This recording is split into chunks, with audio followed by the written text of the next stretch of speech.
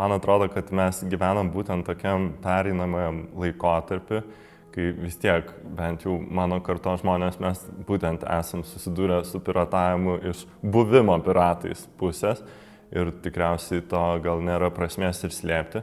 Vis tiek anksčiau buvo daug mažiau tos filmų pasiūlos ir norint pamatyti vieną ar kitą filmą, na, tiesą sakant, aš labai daug praleidau laiko Mažvydo bibliotekoje, Trakų gatvėje ir ten žiūrėjau vaizdajuostes. Dažnai kiną, kuris man iš tikrųjų būdavo įdomus, aš vis tiek rasdavau keliaudamas, įsigydavau DVD ir panašiai, arba žiūrėdavau būtent mediatekose Lietuvoje.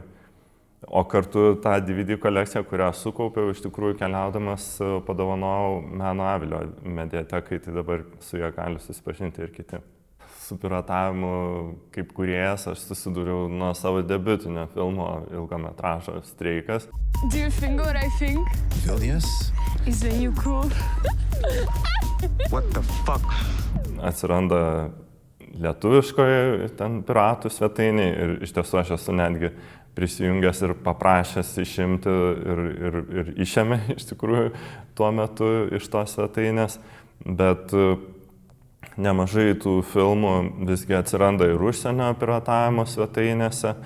Esu matęs ir subtitruotus juos kita kalba, italų, kinų. Ir tada esu matęs kažkokį kaip fake DVD viršelį.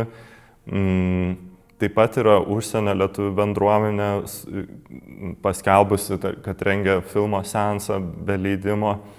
Panašiai buvo Lietuvoje bibliotekoje regiono vienoje. Jeigu tu dirbi bibliotekoje būtent su filmų kuravimu ar lietuvių bendruomeniai, tu irgi turėtum siekti ir populiarinti mūsų šalies kultūrą. Tai tada labai neatsakinga, jeigu tu galvoji, kad kultūra turėtų būti tiesiog nemokama ir tiesiog nereikalaujant leidimo prieinama. Tai yra blogai, kad nesupranta tie žmonės, kad visgi reikėtų paklausti leidimo. Kartais galima kai kuriuose situacijose ir dėl nemokamo leidimo netgi sutarti, bet vis dėlto jis turėtų būti.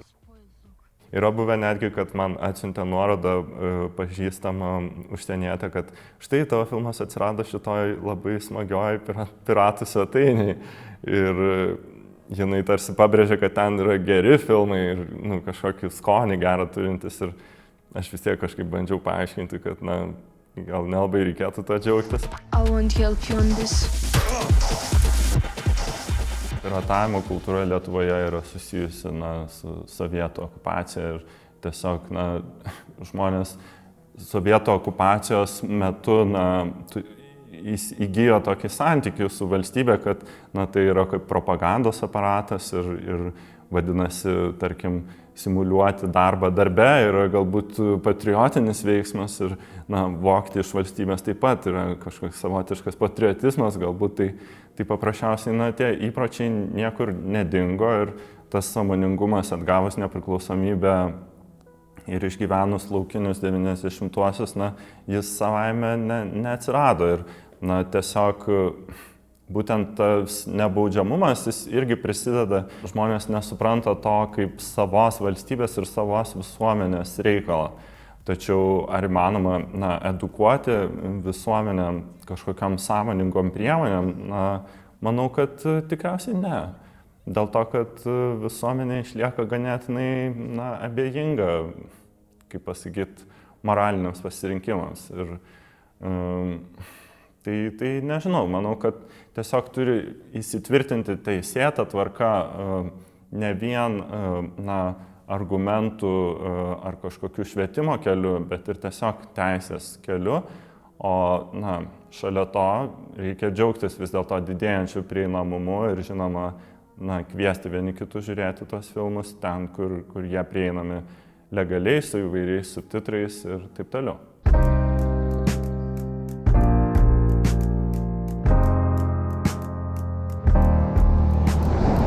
I wish we would have met different circumstances, but... Kai advokatai išleidom, mes bendradarbiavom dėl tos kovos su piratavimu ir tada, už tai atsakinga įmonė tiesiog, ten jau pildydavo tokius oficialius skundus interneto tiekėjams dėl pasirodžiusių nelegalių kopijų filmo ir tai šiek tiek tikrai pristabdo tą filmo buvimą tose nelegaliuose svetainėse. Jisai netgi buvo taip išpiratuotas labai keistai, ten taip sudalintas į 15 minučių dalis ir išleistas socialinėse medijose su tokiu dar pakeista spalvų paletė šiek tiek galbūt, kad neatpažintų kažkokie automatiniai piratavimo įrankiai sekimo ir kad užkabintų žmogaus dėmesį, kad jisai tada žiūrėtų toliau būtent per tą YouTube ar panašiai ir ten matyti irgi monetizuoja būtent tas peržiūras. Tai, šiaip iš tikrųjų, kas labiausiai stebina, tai dažniausiai, kad yra neįtikėtina, kiek įdeda pastangų ir iš tikrųjų investuoja į komunikaciją taip pat piratai. Ir matyt, tai parodo, kad bent jau jie uždirba iš to pinigus. Tai gal ir smagu, kad kažkas uždirba iš mano filmų pinigus, bet nežinau.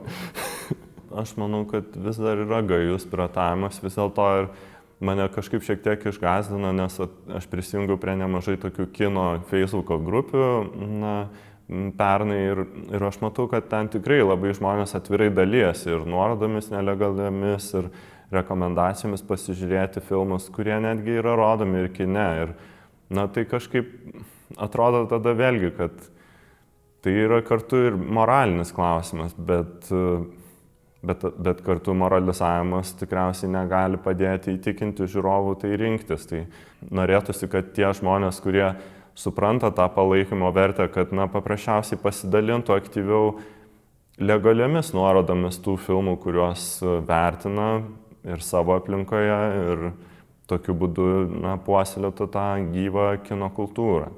Nes vėlgi, mano manymu, svarbiausia yra dalintis tuo, kas yra rodoma ar kine, ar internete legaliai.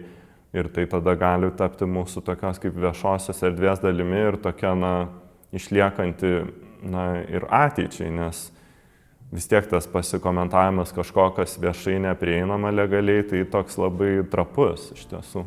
Nelabai gali vienas savo jėgom to pakeisti ir man atrodo dabar pamažu ta kultūra keičiasi ir nemažai šiuo metu prenumeruoju, tiesą sakant, platformų ir Disney, ir Netflix, ir Apple, ir Telia. Tai tapo prieinama kokybiškai, dažnai ir su titrais lietuvių kalba. Yra tiesa ta, kad legaliuose platformose bus ir kokybiškesni tie filmai įkelti.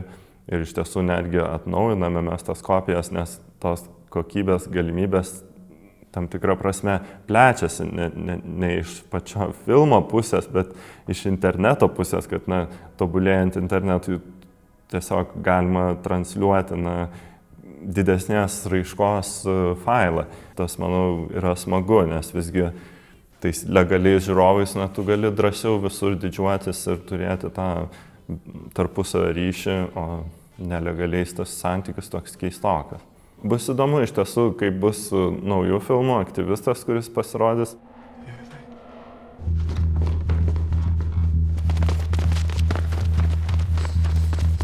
Pamirškite tą policiją. Mes patys turim surasti, kas Deividą nužudė. Jis vis tiek yra toks žiūroviškesnis, tai yra trileris. Tai to potencialo piratavimo yra kaip ir daugiau iš tikrųjų vėl. Kažką žinai ir slėpime mūsų. Žudikas laisvėje, aš bijau. Bet jei norit visų faktų, likit su manim. Tiesiog bus toks irgi testas, kokia iš tikrųjų ta piratavimo kultūra yra šiandien.